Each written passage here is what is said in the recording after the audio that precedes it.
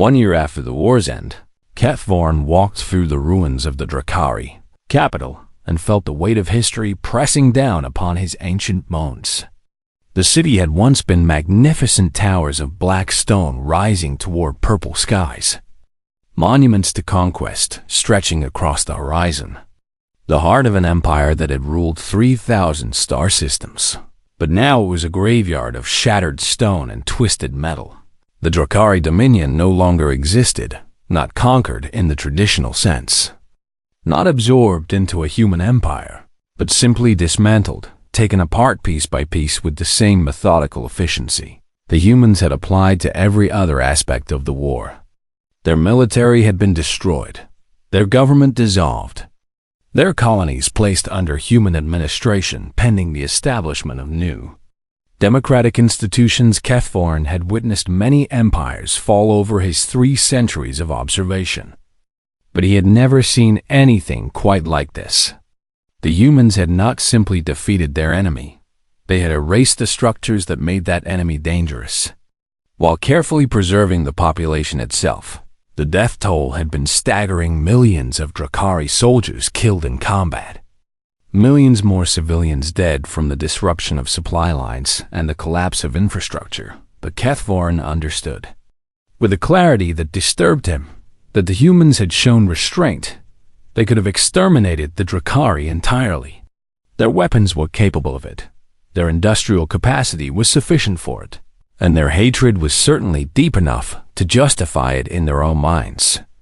But they had chosen another path, a path that was perhaps more cruel in some ways, certainly more calculated, but ultimately less destructive than the absolute annihilation they could have delivered. He found Director Chun in a temporary administration building near the ruins of the Imperial Palace. She was older now, her hair completely white, her face lined with exhaustion that seemed to reach all the way to her soul. She sat behind a desk covered with reports and reconstruction plans, doing the slow work of rebuilding a civilization that had tried to destroy her own archivist, she said when he entered, and her voice held no warmth but also no hostility. "I wondered when you would come." Kethvorn settled into a chair across from her and studied her face, searching for signs of triumph or satisfaction. He found neither, only weariness and something that might have been sorrow. "The war is over," he said, "and humanity has achieved everything it demanded. Unconditional surrender, complete disarmament, war crimes, tribunals. By any measure, this is total victory." Director Chun nodded slowly. "Yes, I have documented many victories over my long career," Kethvorn continued, "and the victors typically celebrate. There are parades and monuments and speeches about glory and honor. But I see none of that here, only exhaustion and the slow work of administration." The human woman was silent for a long moment, staring at something beyond the walls of her office, perhaps beyond the ruined city, perhaps beyond the stars themselves. "There is no satisfaction in this," she finally said. "There is no glory or honor or triumph. There is only necessity, the necessity of making certain that what happened to New Cascadia never happens to anyone else. We did not fight this war because we wanted to. We fought it because the alternative was unacceptable." She turned to look at him directly, and her eyes held depths of pain that made his scales pale.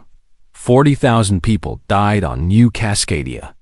Over the course of this war, we lost 8 million soldiers and civilians.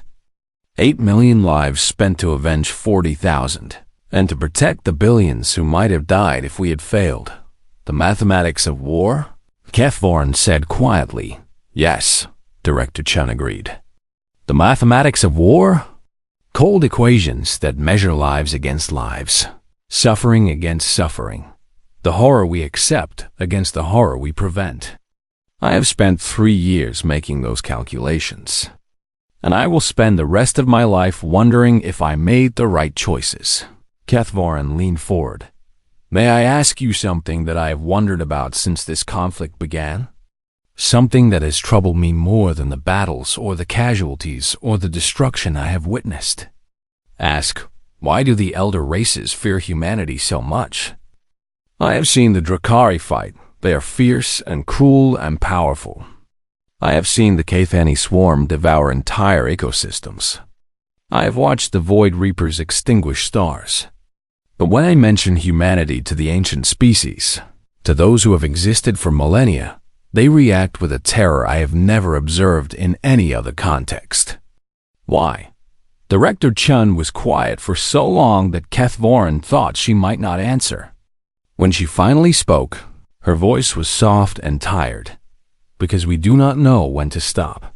She rose from her chair and walked to the window, looking out at the ruined city. Most species fight until the cost becomes too high. They calculate their losses, measure their gains, and eventually decide that peace is preferable to continued conflict. This is rational behavior, the behavior of civilizations that wish to survive and prosper. She turned back to face him. Humans do not work that way. When we decide that an enemy must be destroyed, we commit ourselves absolutely. We do not calculate the cost, because the cost does not matter, only the outcome matters. We industrialize our hatred, making vengeance efficient and sustainable. We transform our entire civilization into a weapon aimed at a single target. Her voice dropped, and we never forget. A human who has been wronged will spend their entire life seeking justice or revenge, depending on your perspective. A human civilization that has been wronged will spend generations, if necessary, sacrificing wealth and comfort and lives until the wrong has been addressed. The Drukhari killed 40,000 humans, Kethvorin said slowly, beginning to understand, and we spent 8 million lives to ensure they would never kill another, Director Chun finished. Not because it was rational, not because it was efficient, not because any sane calculation would justify such an exchange, but because we could not accept the alternative. The Drukhari showed us what they would do to the helpless, and we decided that such beings could not be allowed to exist as a military power. She returned to her desk and sat down heavily. The elder races have seen us do this before. Archivist. They watched us fight our own kind with weapons that could have sterilized our world. They watched us rebuild after catastrophes that would have broken other species. They watched us reach for the stars while our planet was still healing from wars we had fought against ourselves. And they learned to fear you. They learned that we are not rational actors in the way other species are rational. Director Chun said, they learned that when we commit to a goal, we do not stop, not when the cost becomes high, not when the odds turn against us, not when any reasonable being would surrender. We simply keep going, keep fighting, keep building, keep dying, until we either achieve our objective or cease to exist as a species. She met his eyes. The galaxy does not fear human cruelty, Archivist. There are far crueler species among the stars. The galaxy does not fear human technology. There are far more advanced civilizations. The galaxy fears human commitment, the knowledge that once we decide you are an enemy, we will burn everything we have until you are gone. Not defeated, not diminished, not willing to negotiate gone.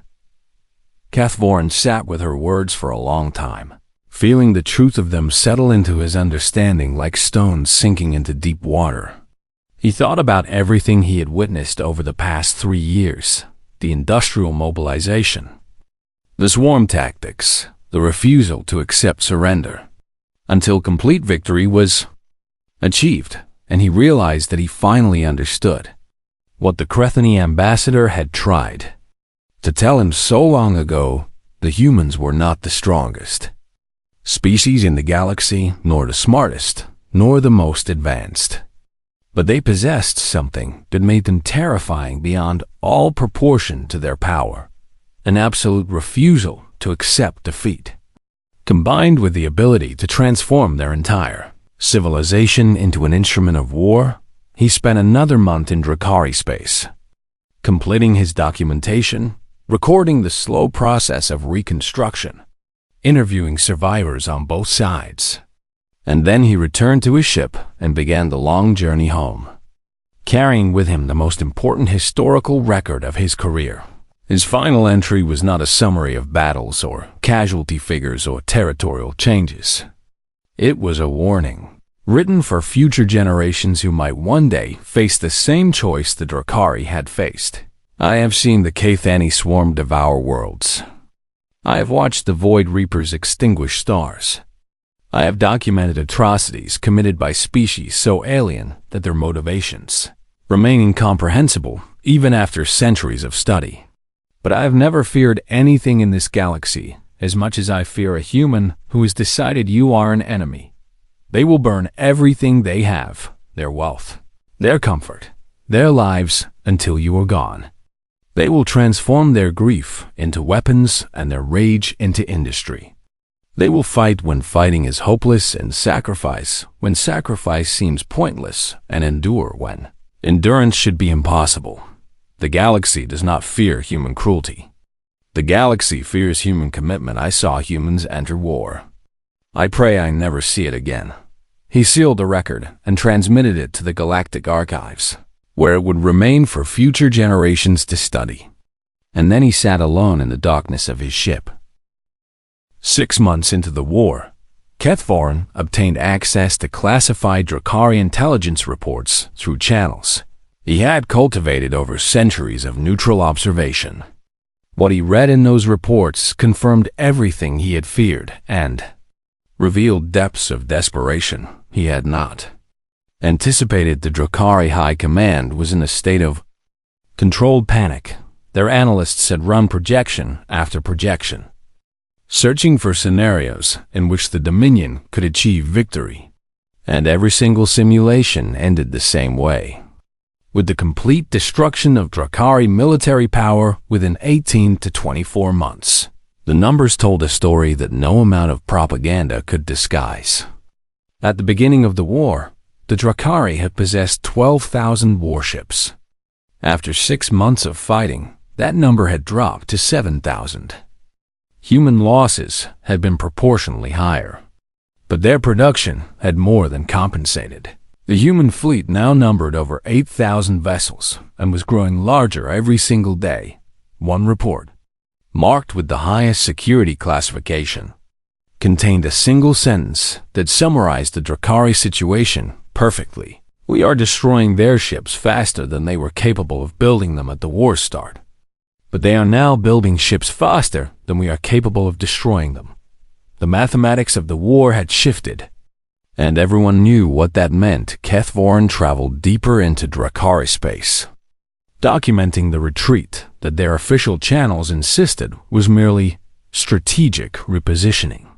System after system fell to human forces, not through brilliant tactics or superior technology, but through the simple reality that the humans had more ships, more weapons, and more willingness to spend lives in pursuit of victory. He interviewed Drakari commanders who had fought the humans directly, and what he heard disturbed him more than any casualty report ever could. They do not fight like other species, one admiral told him, his voice hollow with exhaustion. Other species calculate the cost of victory and decide whether the price is worth paying. The humans do not calculate, they simply pay, again and again, as many times as necessary.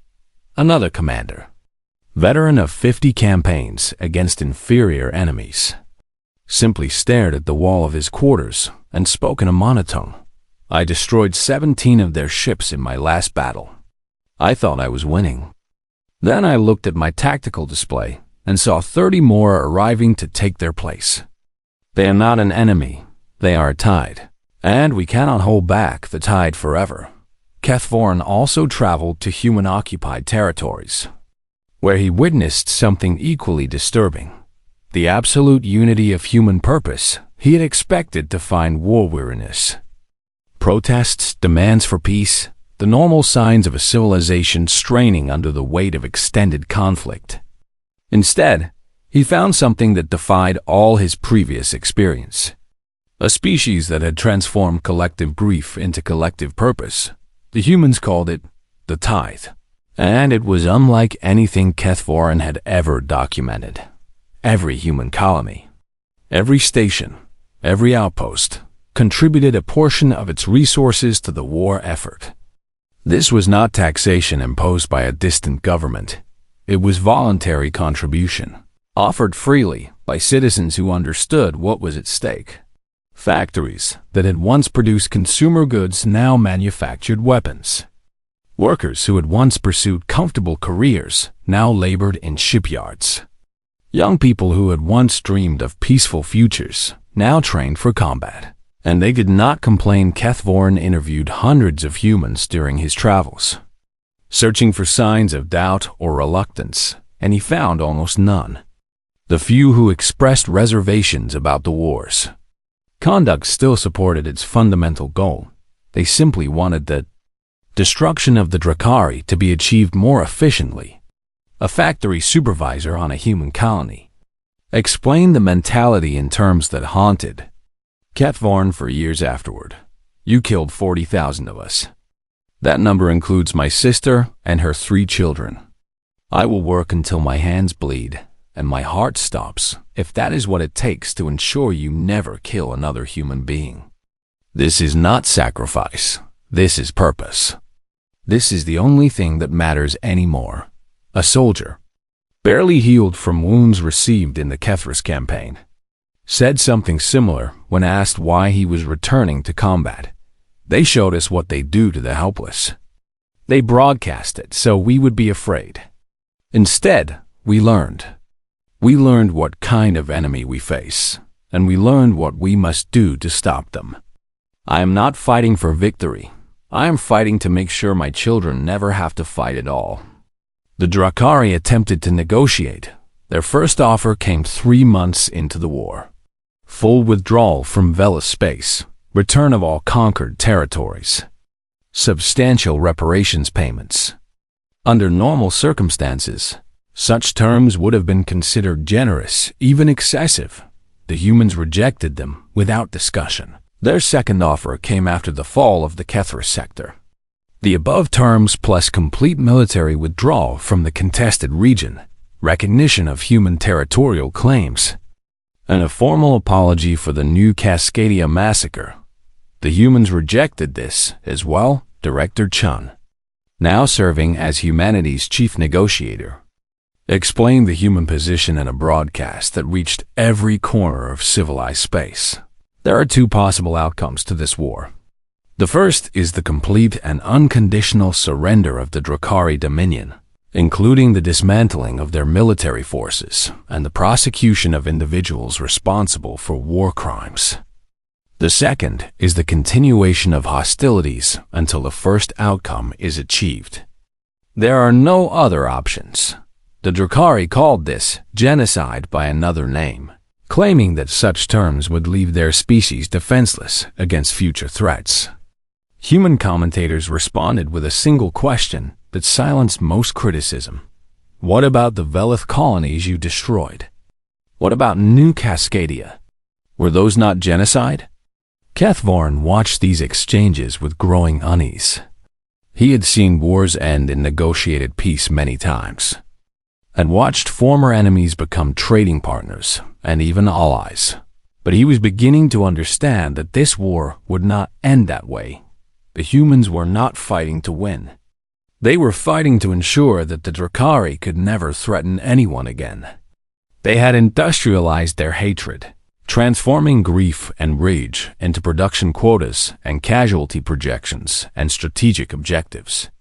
They approached vengeance with the same methodical efficiency they applied to building ships and training soldiers, and they would not stop until they had achieved their goal or been destroyed. In the attempt, the main human fleet, the one they had been building since the beginning, the one that now numbered over 12,000 vessels, finally departed for Drakari space 8 months into the war. Kethvorin watched its departure from a neutral observation post, his recording equipment capturing the endless stream of warships as they passed. The Drakari had 3,000 vessels remaining, scattered across their defensive positions. their crews exhausted and demoralized from months of constant retreat. They had once been the terror of the galaxy, conquerors of 1,000 worlds, warriors without equal in the known universe. Now they were simply waiting to see how they would die. And as the human fleet began its final advance, Keth Vorn remembered the words the Crethany ambassador had spoken to him so long ago. They industrialize hatred. They make vengeance efficient. And they never, ever forget. He finally understood what she had meant. The humans had not merely responded to the New Cascadia massacre. They had transformed it into the foundation of their entire war effort. Every ship in that fleet carried the memory of 40,000 dead. Every soldier wore their grief like armor. Every weapon was forged in the fires of collective rage. The Drukhari had killed 40,000 humans and called it a warning. The humans were about to demonstrate what happened when you gave them something to avenge. The first battle of the war took place in the Kethra system, a Drukhari military outpost that guarded the approaches to their core territories. Keth Vorn observed from a neutral vessel positioned far from the combat zone, his recording equipment capturing every moment of what would become the most important historical document of his long career. The Drukhari had assembled a defensive fleet of 800 warships, confident that their superior numbers and experience would easily crush the human vanguard. Their commander, a decorated veteran named Thaxcor, had boasted publicly that he would destroy the human fleet within a single day and bring their admiral's head back to the homeworld as a trophy. The humans arrived with 400 ships, exactly half the Drukhari numbers, and Thaxcor laughed when he saw them. They send children to fight warriors, he broadcast on open channels. This will be a slaughter. He was right about that, but wrong about who would be doing the slaughtering. The battle began in the standard fashion, with both fleets advancing toward each other in formal battle lines. The Drukhari maintained their traditional formations, elegant patterns designed to maximize firepower while protecting their most valuable vessels. They had refined these tactics over centuries of conquest, and they expected the humans to follow similar principles. The humans did not follow similar principles. At a distance of approximately 300,000 kilometers, the human fleet suddenly broke apart, not into orderly battle groups, but into what appeared to be complete chaos. Ships scattered in every direction, their movements seemingly random, their formations dissolving into a swarm of individual vessels that defied all conventional military logic. Thaxcor's first reaction was confusion, then contempt. They have lost their nerve. Their commanders have abandoned coordination. This will be even easier than I expected. But as the swarm approached, the Drukhari began to realize their mistake. The human ships were not acting randomly at all. They were operating in packs of 12 to 20 vessels, each pack targeting a single Drukhari ship. They attacked from multiple angles simultaneously, overwhelming defensive systems with sheer numbers of incoming fire. They did not attempt to engage in ship-to-ship duels. They simply swarmed their targets and tore them apart through concentrated firepower. A Drukhari cruiser that would normally take 20 minutes to destroy in a Drukhari conventional battle was reduced to debris in less than 3 minutes. Before its allies could respond, the human pack had already moved on to its next target, leaving nothing behind but expanding clouds of metal and frozen atmosphere. Reform the lines, Thaxcor commanded, but his officers could not comply. The swarm tactics made traditional formations impossible to maintain. Every time the Drukhari tried to concentrate their fire on a single human group, that group would scatter and reform elsewhere, while 3 other groups tore into the ships that had broken formation to pursue. The battle became a nightmare of confusion and fire. Drukhari vessels exploded one after another, their crews barely understanding what was happening before their ships were torn apart by dozens of smaller attackers. The elegant formations that had conquered 1,000 worlds dissolved into desperate chaos, and then Cathvoran witnessed something that would haunt his dreams for the rest of his life, a human destroyer. Its hull torn open by Drakari weapons fire, did not attempt to retreat. Instead, it accelerated directly toward a Drakari dreadnought, its engines pushing it faster and faster as atmosphere and debris streamed from its wounds. The crew must have known they were already dead. Must have known that their ship would never survive the damage it had taken, and they chose to make their deaths count. The destroyer struck the dreadnought at 15% of the speed of light. The impact released more energy than a nuclear weapon. The dreadnought simply ceased to exist, along with 3 escort vessels that had been too close to escape the expanding sphere of destruction. The flash was visible from light minutes away, a brief second sun that marked the death of thousands of beings on both sides. It was not an isolated incident. Throughout the battle, crippled human vessels turned themselves into missiles, their dying crews choosing to take as many enemies as possible with them into oblivion. They did not surrender. They did not eject. They did not even attempt to flee. They simply pointed their broken ships at the nearest enemy and accelerated until impact. The Drakari had no defense against this tactic. No answer to enemies who considered their own deaths an acceptable cost for destroying a single enemy vessel.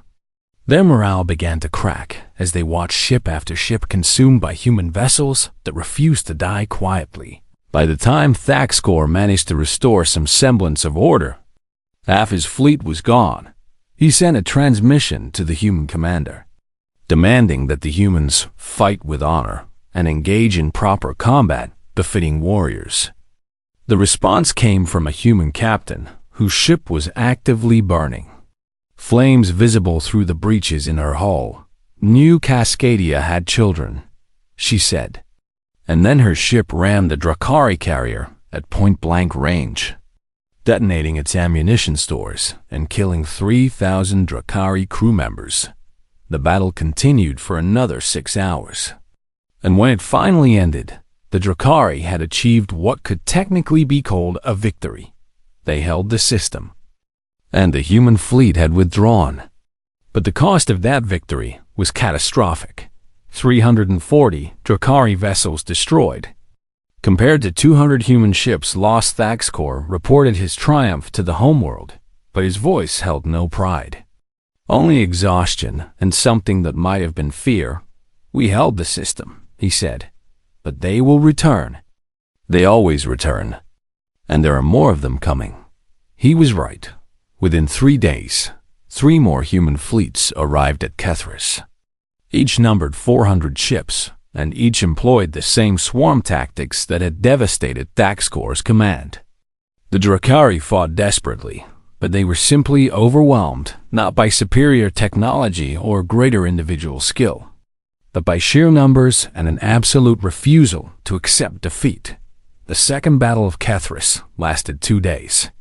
The third lasted only 18 hours. By the end, the Drakari garrison had been completely destroyed, and human troops were landing on the system's military installations. Cathvoran watched from his neutral vessel as the human fleet regrouped, their damaged ships limping toward repair stations while fresh reinforcements arrived from Sol. He counted the vessels and performed calculations. That made his scales turn gray with dread. The humans had lost nearly 1,000 ships in the 3 battles for Kethris, losses that would have crippled most civilizations. But as he watched, he saw transport after transport arriving from human space, each one carrying new vessels fresh from the shipyards, each one replacing the losses as if they meant nothing at all. The Drakari had won the first battle. The humans had won the war for the system, and they had done it through simple, brutal mathematics. They could afford to lose 3 ships for every 1 Drakari vessel destroyed, because they were building ships faster than the Drakari could destroy them. It was not elegant. It was not honorable. It was not anything that traditional military doctrine would recognize as proper warfare, but it was working, and as Cathvoran reviewed his recordings, and prepared his reports for the Galactic Council.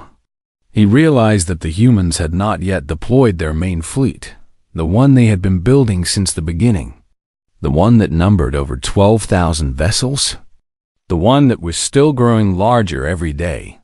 The battles at Kethris were not the war. They were merely the humans testing their enemy, learning their tactics, measuring their resolve. The real war had not even started yet, and when it did, Kethvorn suspected the galaxy would never be the same. 3 months after the council meeting, Kethvorn traveled to Sol System as a neutral observer, officially tasked with documenting humanity's response to the Drakari threat. He expected to find a species in chaos, perhaps fleeing their vulnerable colonies, perhaps begging other powers for protection, perhaps simply accepting the grim reality of their situation with whatever dignity they could manage. What he found instead was silence. The silence was the first thing he noticed when his transport emerged from faster-than-light travel at the edge of human space.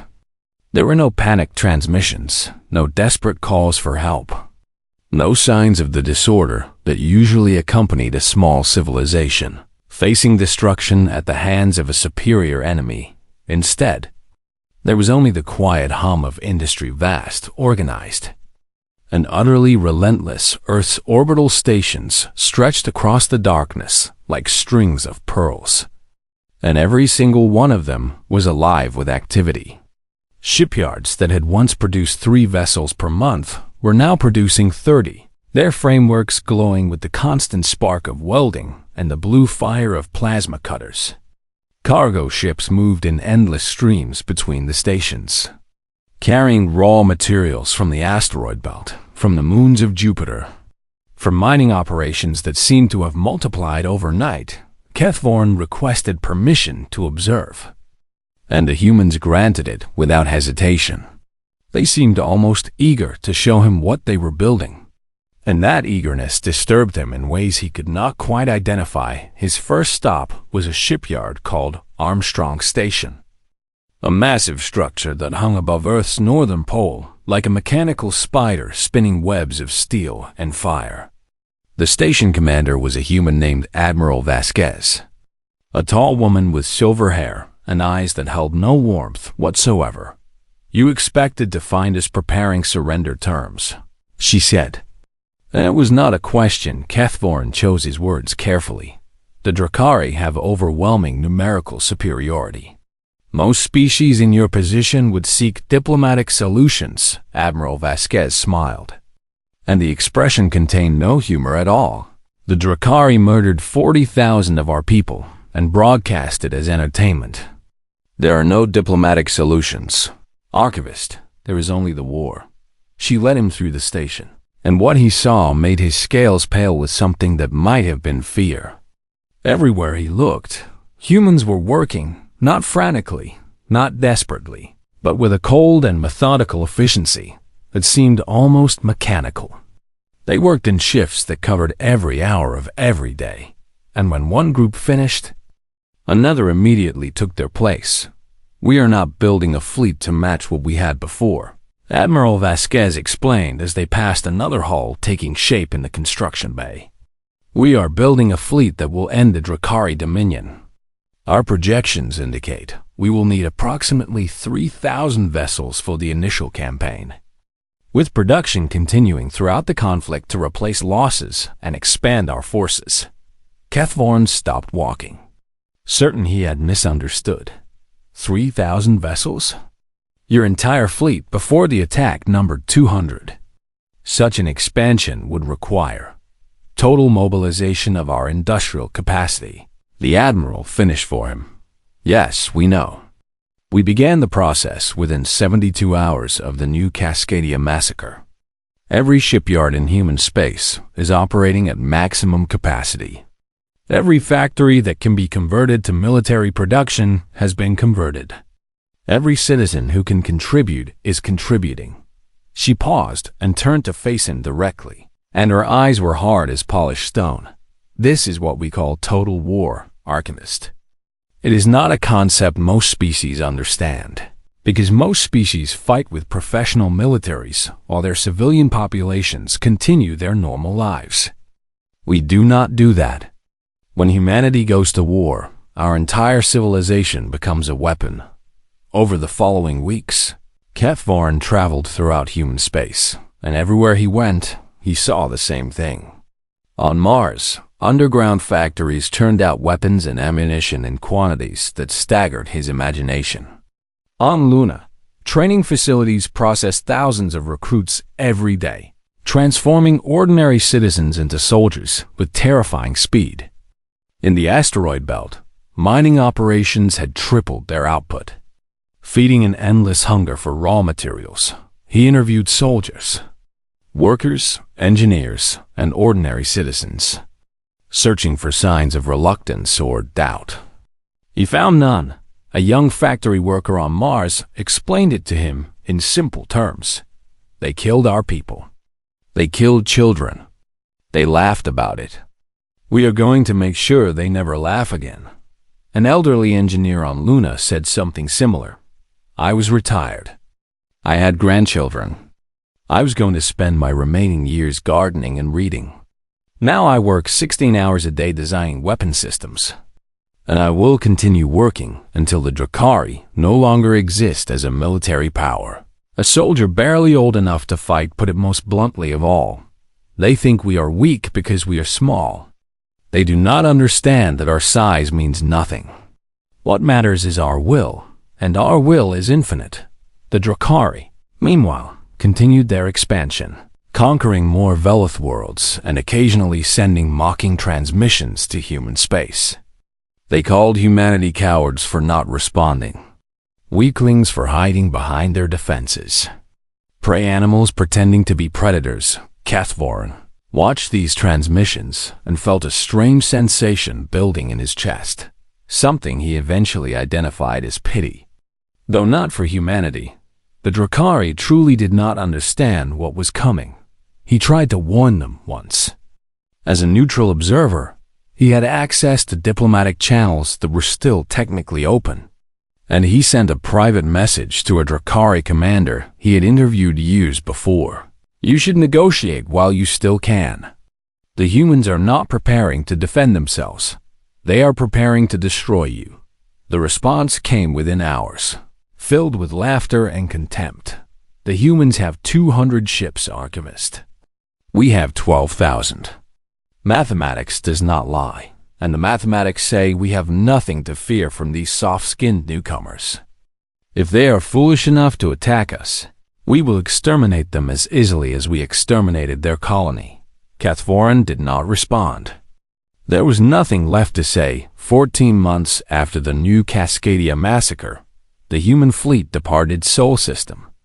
Kefvarn was permitted to observe the departure from a neutral vessel positioned at the edge of the system. And what he saw made his heart stop beating for several seconds. Ship after ship emerged from their berths and formed into battle groups, their hulls gleaming with fresh armor, their weapon systems humming with barely contained power. Destroyers and cruisers and carriers and battleships, more vessels than he could easily count. More firepower than he had ever seen assembled in one place. He ran the numbers 3 times. Certain his instruments were malfunctioning, but the results remained the same. The human fleet numbered over 3,000 vessels, 15 times larger than it had been before the massacre, and the shipyards were still producing more as the fleet began its journey toward Drakari space. Kefvarn received one final transmission from Admiral Vasquez. Her face appeared on his screen, calm and cold and utterly without mercy. You asked why we waited so long to respond, she said, and now you have your answer. We waited because we wanted to be certain, not certain that we could win, but certain that when we won, the Drakari would never be able to threaten anyone again. We are not interested in victory, Archivist. We are interested in making an example. The transmission ended, and Kefvarn sat alone in the darkness of his ship, watching the human fleet disappear into the void between stars for the first time in 300 years. He understood what fear truly felt like, and somewhere in the depths of space, the Drakari continued laughing at the species they believed was too weak to fight back, not knowing that the laughter would soon be silenced forever. Kethvorn had watched civilizations burn for 300 years, and he believed nothing in the universe could surprise him anymore. He was wrong about that, terribly wrong, but he would not understand his error until it was far too late for anyone to care about his understanding. He was a Silthane, one of the long-lived archivists who recorded the great events of galactic history, and his scales had faded from bright blue to pale gray over the centuries he had spent watching species rise and fall, and sometimes vanish entirely from existence. He had witnessed 17 interstellar wars, documented the collapse of 4 empires, and cataloged atrocities that would make younger beings weep for days. But through it all, he had remained calm, detached, professional in his observations. That was the Silthane way: to watch, to record, to never interfere on this particular day. He sat in the observation gallery of the Galactic Council Station, a massive structure that orbited a neutral world at the edge of civilized space. Below him, the council chamber buzzed with hundreds of delegates from dozens of species, all of them talking at once, all of them afraid, though most would never admit their fear. The reason for their terror had a name: the Drakari Dominion. The Drakari were conquerors, pure and simple. Their empire spanned 3,000 star systems. Their fleets numbered 12,000 warships, and their reputation for cruelty was legendary throughout the galaxy. They did not negotiate, they did not show mercy, and they certainly did not care about the opinions of the Galactic Council 3 weeks ago. They had begun a campaign of extermination against the Velith Communion, a peaceful species of traders and scholars who had committed the unforgivable crime of occupying territory the Drakari wanted. Colony after colony had fallen, millions had died, and the Council had done nothing but issue statements of concern and demands for restraint. The Drakari had ignored every single one. Kethvorn watched the delegates argue and felt the familiar weight of cynicism settle over his thoughts. This was how it always went. The powerful took what they wanted, the weak suffered, and the council talked endlessly while accomplishing nothing of substance. But today, there was something different in the chamber, something that made his neck spines tingle with an unfamiliar sensation. Today, the council was discussing humanity. Humanity was a young species, barely 80 years removed from their first contact with galactic civilization. They were clever, adaptable, and surprisingly numerous for such newcomers. But they were also weak by galactic standards. Their military was small. Their technology was adequate, but unimpressive. And their single sector of space contained only a handful of colonies. One of those colonies had been called New Cascadia. Kethvorn had reviewed the reports that morning. 40,000 humans had lived on New Cascadia. Families and farmers and children building a new home among the stars. The Drakari had arrived with a fleet of 50 warships and had burned the entire colony to ash in less than 6 hours. There were no survivors, no prisoners, nothing left but radioactive craters where cities had once stood. The Drakari commander had broadcast the massacre across every channel, declaring it a warning to all who might consider opposing the Dominion's expansion. Now the human ambassador was addressing the council, and Kethvorn leaned forward to study her with professional interest. Her name was Director Chun, a small woman with gray hair and calm eyes, and she stood at the speaking platform with a stillness that seemed almost unnatural. The Drakari ambassador, a massive creature with armored plates and too many teeth, was laughing at her. "Your colony was an obstacle," the Drakari said, his voice booming through the translation systems. "And obstacles are removed. You should be grateful we did not destroy more of your pathetic settlements." Perhaps now your species will learn its place in the natural order of things. Kethvorn expected the human to respond with outrage, with demands for justice, with threats that everyone knew were empty. That was what young species always did when confronted with overwhelming force. They raged and threatened and eventually accepted their powerlessness. Director Chun did none of those things.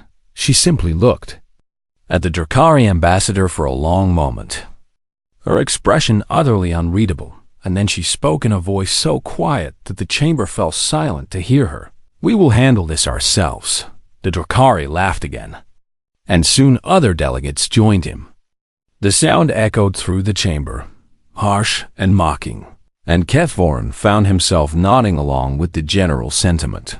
What could humanity possibly do against the might of the Dominion? Their entire fleet numbered perhaps 200 ships. The Drakari had 60 times that many. The mathematics of the situation were simple and brutal, and no amount of human pride could change the fundamental reality of their weakness. But as the laughter continued, Kethvorn noticed something strange. The older delegates, the ones from species that had existed for thousands of years, the ones who remembered wars that younger races had only read about in history files, were not laughing. Instead, they were quietly gathering their belongings and leaving the chamber, their movements careful and deliberate, their expressions troubled. The Krathelani ambassador, a being so ancient that no one remembered when her species had first achieved spaceflight, passed close to Kethvorn's observation post. She was trembling, and her multifaceted eyes were wide with something he had never seen in her before. Genuine fear. He reached out and touched her arm, stopping her departure. "Honored elder," he said, keeping his voice low, "why do you leave when the proceedings are not finished?" She turned to look at him, and for a moment he saw something vast and terrible reflected in her eyes. Memories, perhaps, of things she had witnessed long before his species had learned to build cities. "You are young, archivist," she said, and her voice cracked like ancient stone. "Young enough that you have never seen humans go to war. They cannot win," Kethvorn said, stating what seemed obvious to everyone. "Their fleet is small, their resources are limited, and the Drakari will crush them if they attempt to fight." The Krathelani ambassador shook her head slowly, and when she spoke again, her words carried the weight of ages. "I watched the humans fight their own kind once, long ago, before they knew we existed. I watched them turn their entire world into a factory of death. I watched them build weapons that could crack planets and then choose not to use them. Not because they lacked the ability, but because they wanted their enemies to suffer longer." She leaned closer, and her voice dropped to a whisper that Kethvorn would remember for the rest of his very long life. "The Drakari have killed 40,000 humans and called it a warning. They do not understand what they have done. They have not issued a warning, they have issued an invitation, and the humans will accept it." She pulled away from him and continued toward the exit. But at the door she paused and looked back one final time. "Pray you never understand why we dread it, Archivist. Pray you never see what humans become when they decide that an enemy must be destroyed. I have seen it once, and I still wake screaming from the memory."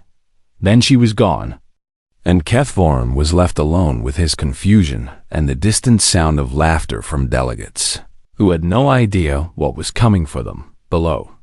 Director Chun had finished speaking and was walking calmly toward the exit. She did not look back at the mocking Drakari, did not acknowledge the dismissive words being thrown at her retreating form, did not show any emotion at all. But just before she disappeared through the doors, Kethvorn saw her lips move, forming words too quiet for the translation. Systems to catch words that might have been a prayer, or might have been a promise, or might have been something else entirely. He would spend the next 3 years learning what those words meant, and by the end, he would understand why the elder races fled the chamber that day.